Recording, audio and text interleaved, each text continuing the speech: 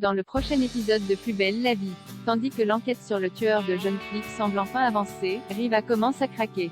De leur côté, les ados fêtent la fin des vacances chez Noé.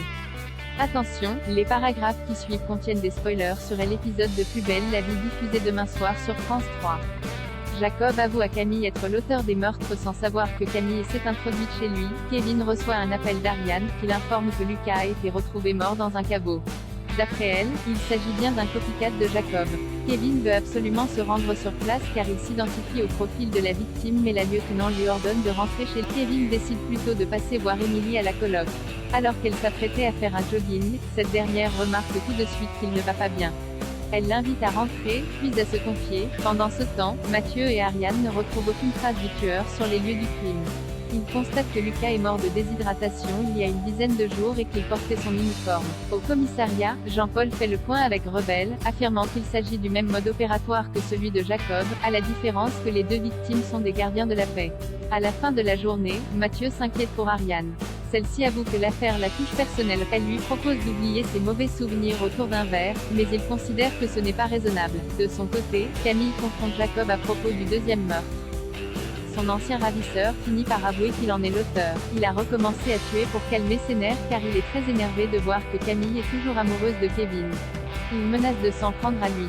Le stage de Gabriel touche à sa fin dans un couloir d'hôpital. Gabriel croise le patient dont il avait fait la toilette et comprend que ce dernier cherche à fuir par peur de se faire opérer de la hanche. Gabriel prend le temps de la rassurer, lui promettant de l'inviter à manger des sorbets à l'endroit où il avait l'habitude d'aller. Cédric est impressionné par son stagiaire.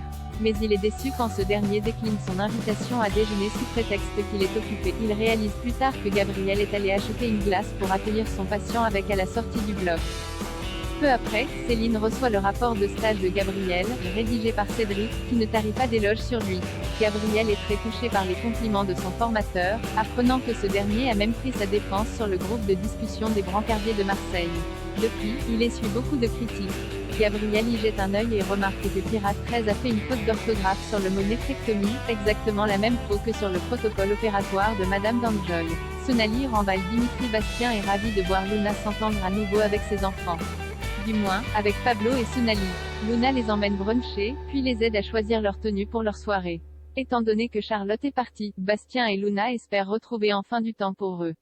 À la soirée de Noé, Dimitri aborde Sonali en déclarant qu'il n'est pas prêt de lâcher l'affaire avec elle, mais la jeune fille le remballe. Plus tard, Dimitri et Betty décident de mettre un peu d'ambiance à la soirée en se lançant des défis. Ils désignent mutuellement quelqu'un à embrasser.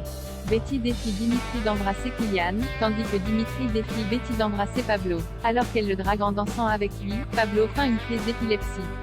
Quand Betty s'en rend compte, elle éteint. Pablo, quant à lui, commence à devenir populaire.